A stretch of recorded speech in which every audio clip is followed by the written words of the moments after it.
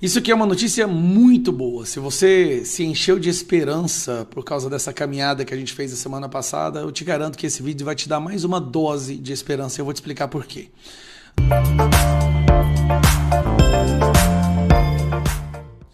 Isso aqui é uma notícia muito boa. Se você se encheu de esperança por causa dessa caminhada que a gente fez a semana passada, eu te garanto que esse vídeo vai te dar mais uma dose de esperança. Eu vou te explicar por quê. No ano passado, o governo Lula gastou aproximadamente R$ 1 bilhão, sem falar o Caixa 2 que eles usaram, né, para comprar financiadores, influenciadores. Ele gastou R$ 1 bilhão fazendo propaganda do governo para melhorar a aprovação. O Sidônio gastou tudo, fez tudo que você possa imaginar, contratou as agências, colocou robô, usou inteligência artificial, pagou influenciador para defender o governo e atacar a oposição, comprou a imprensa, SBT News e Globo recebendo mais do que qualquer outro momento da história. Eles jogaram todas as fichas na mesa para melhorar a aprovação do Lula. Dito isso, chegamos no período eleitoral. Esse é ano eleitoral. E sai a primeira pesquisa de aprovação e reprovação, né, do governo Lula. E cai como uma bomba para esse governo. Eles realmente não esperavam que a situação deles estaria tão ruim quanto apresentou o Poder Data de hoje. Eu quero mostrar para vocês aqui, ó. Lula entra no ano da eleição reprovado por 57%, Poder Data. Reprovado por 57% da população. E para piorar, apenas 34% aprovam. Diz a lenda e os especialistas de eleição que nenhum governo consegue se eleger com menos de 30% de aprovação. O governo está apenas 4 pontos acima do piso. Se ele cair mais um pouquinho esse ano, as chances do Lula ser reeleito, né, vão para quase zero.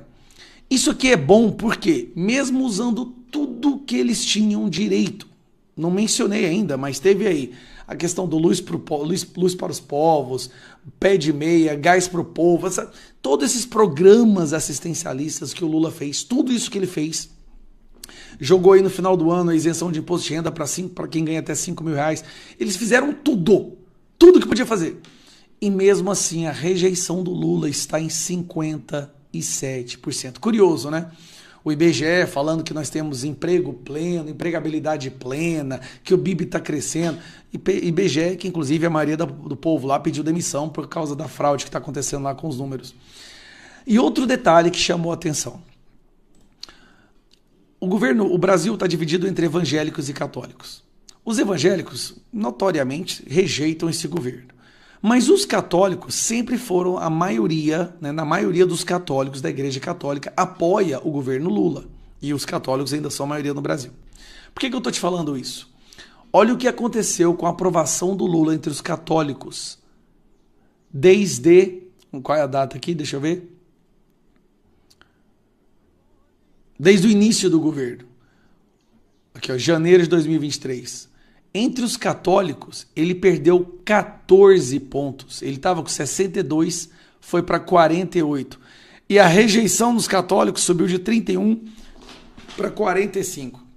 Então nós estamos falando de uma distância de 31 pontos, caiu para apenas 3. Ou seja, nem mesmo usando os padres esquerdistas, eles estão conseguindo manter um apoio maciço e hegemônico na Igreja Católica. Isso aqui é uma bomba para o governo. Os evangélicos não precisam nem falar nada, né?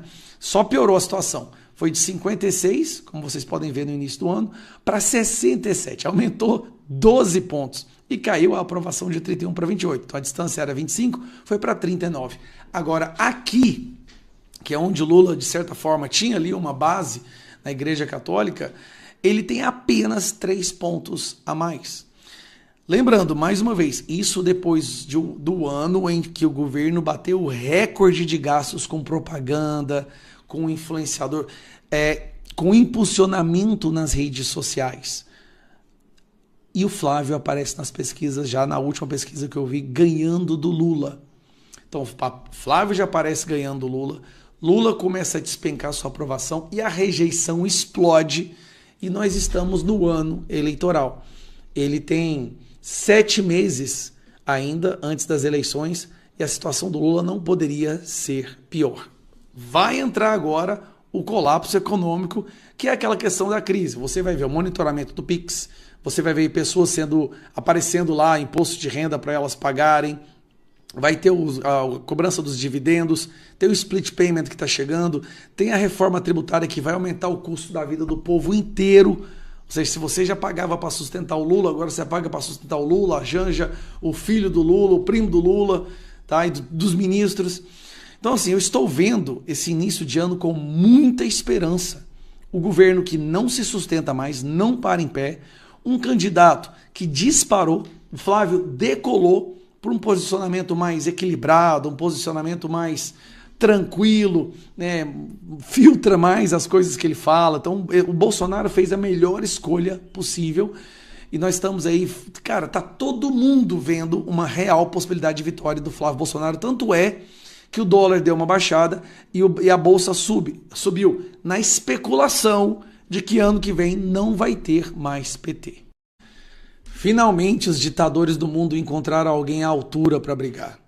O mundo aprendeu há um mês atrás que as palavras, as ameaças do Donald Trump não são apenas palavras jogadas ao vento.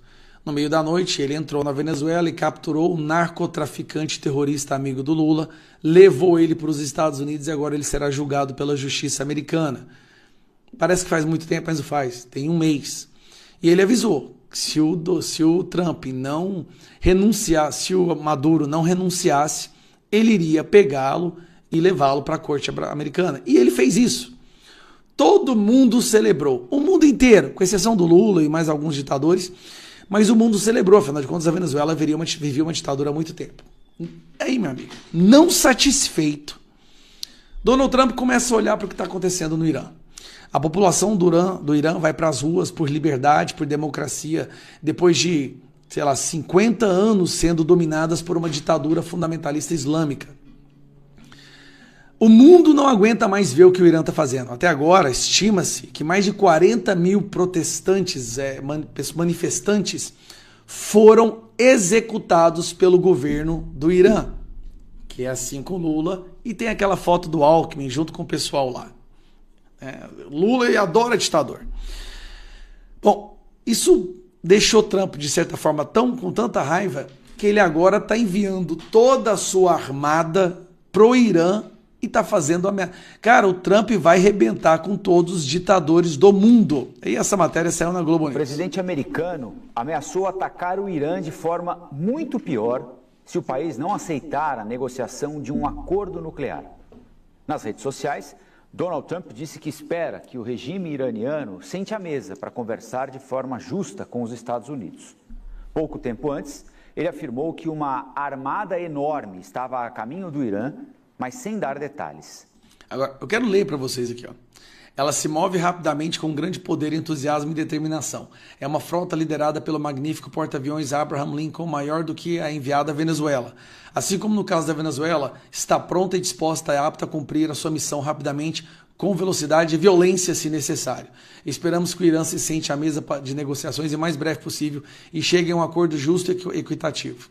Sem armas nucleares. Um acordo que seja bom para todas as partes. O tempo está se esgotando. É realmente essencial. Como eu disse ao Irã uma vez, façam um acordo. Eles não fizeram.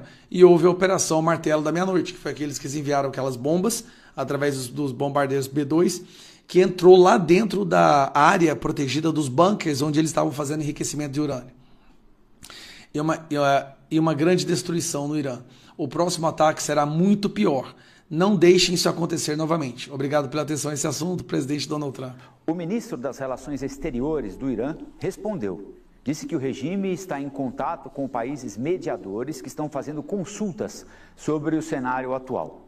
Já um oficial iraniano disse à agência de notícias Reuters que o país espera que não haja um confronto, mas que os...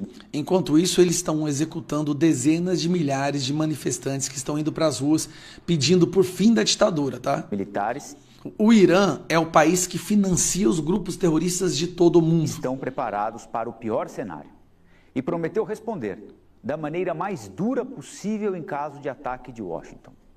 Nós lembramos que Trump vinha subindo o tom contra o regime iraniano por causa das mortes em protestos no país. Mais de 6 mil pessoas morreram. Já chegou nos 40, tá, o Globo? Vamos falar a verdade. E o curioso, eu não tô vendo ninguém da esquerda revoltada com essas execuções de pessoas lutando por democracia. Ninguém, nenhum. Cadê a Greta falando alguma coisa? Cadê os lacradores da Globo falando alguma coisa? Nada. Morreram nas manifestações, segundo os dados de um grupo de direitos humanos iraniano que tem sede nos Estados Unidos. Já o regime iraniano confirma pouco mais de 3 mil mortos e alega que grande parte eram agentes de segurança ou civis atacados por manifestantes. Olha que loucura, bicho. Eles estão matando a população do Irã, que está brigando por liberdade, que não aguenta mais a corrupção, a ditadura, e você não vê o povo da esquerda indo para as ruas em defesa deles. Quando era o terrorista entrando em Israel para matar judeu, tudo bem. Agora, ou quando era Israel se defendendo de terrorista, vamos defender os terroristas. Agora, pessoas lutando por democracia no Irã, nada. Aí vem o Trump e fala, é o seguinte, nós estamos enviando para o Irã algo muito maior e mais violento do que nós enviamos para a Venezuela. Faça um acordo agora. Cara, qual que é o próximo ditador que o Donald Trump vai pegar? Qual será o próximo ditador a levar uma paulada dos Estados Unidos? Sinceramente, o mundo estava precisando de alguém com coragem o bastante para enfrentar esses ditadores, porque o resto é tudo isento, é tudo Dória, tipo Macron, sabe? Ou Keir Starmer do Reino Unido. É um bando de gente mole, né? Bando de geleia. Aí chega o Trump e começa a botar ordem na casa. Vai pra cima, Trump. Minha opinião é, onde houver uma ditadura e o povo estiver lutando por liberdade, que os Estados Unidos ajudem.